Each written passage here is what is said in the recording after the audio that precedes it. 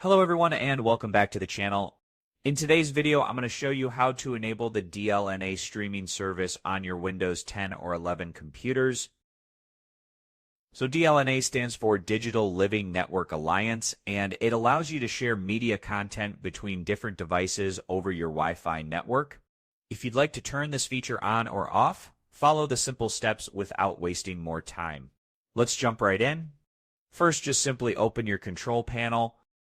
Now, once the control panel is open, just simply go to the View By section and choose the option to Category, as you can see right over here.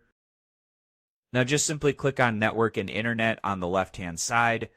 Then just simply select Network and Sharing Center. Wait a few seconds.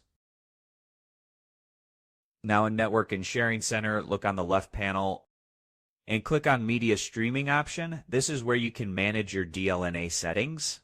Now just simply click on the Turn on Media Streaming button right over here. Now this will enable the DLNA on your PC. Once it's turned on, select the Customize option right over here.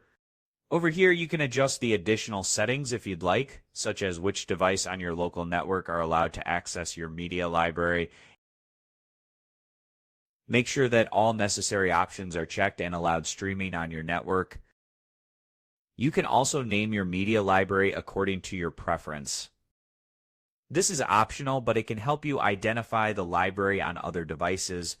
That's it. You have successfully set up a DLNA server on your Windows PC for media streaming.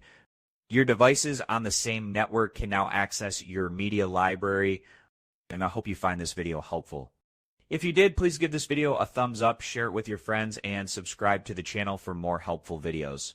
So thank you for watching, and I'll see you in the next video.